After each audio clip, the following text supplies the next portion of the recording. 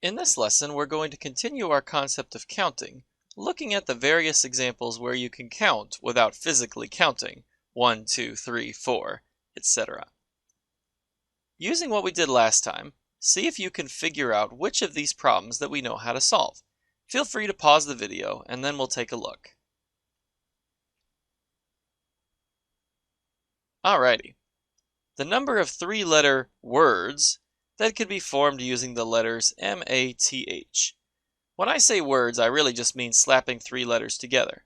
Notice that all of these letters are different, and yeah, you can definitely do this one. This is quite within our realm of possibility. You have the first blank for the first letter, second blank for the second letter, third blank for the third letter. There are 4 possibilities for the first letter. There's no repeats, so 3 possibilities for the second letter, and 2 possibilities for the third letter, so we get 24 words out of this. Number of ways to change a $1 bill with 5 nickels, 12 dimes, and 6 quarters. This one is tricky. Technically, yes, you could figure it out, but you'd have to go through cases really bad. So I'm going to say not very easily. That seems like a reasonable answer on this one. Number of ways a 5-card hand can be drawn from a deck of cards. So actually, this is one where order doesn't matter. Think about it. When you draw a 5-card hand, you can rearrange the cards any way you want to. Think about poker, for example. Since the cards can be arranged any way we want to, that means order doesn't matter. So I'm going to say no. We don't have that because we haven't talked about order doesn't matter. The number of different 5-numeral combinations on a combination lock. Yeah, you can do this one. You have 5 blanks.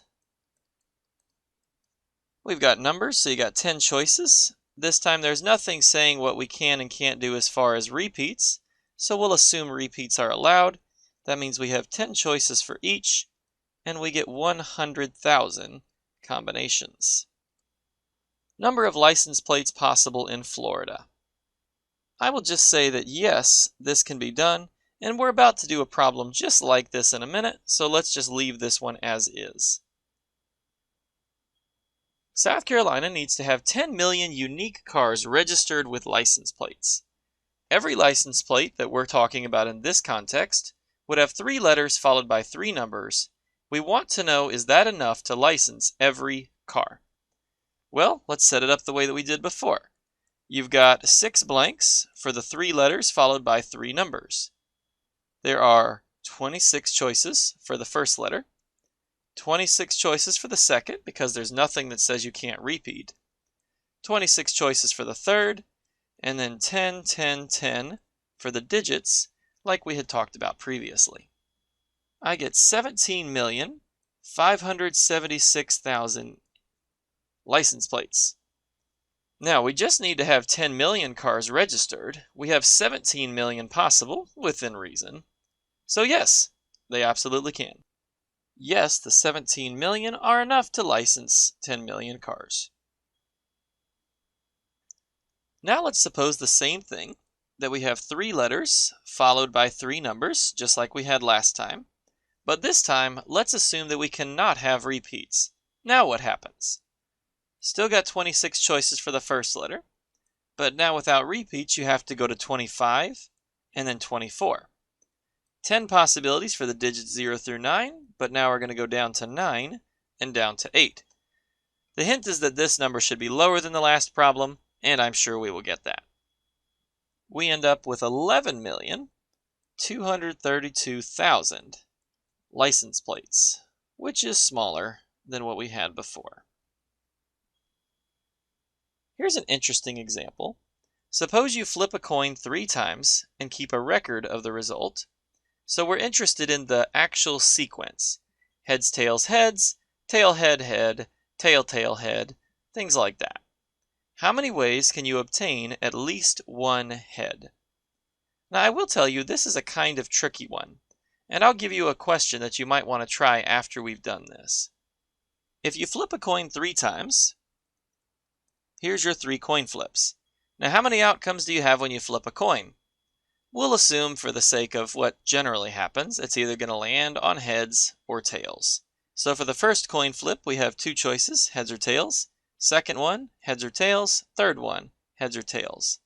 This makes for 8 coin flips. However, I did something a little bit funny here. This is all the possibilities. What about the ones that have at least one head? There's a little bit of backwards thinking that we can do that will make this problem very easy. There are 8 possible coin flips for all the possibilities, but there is only one possibility where we will not get at least one head. Think about it for a second. If you have at least one head, then the possibility that will not occur is the possibility where you get all 3 being tails.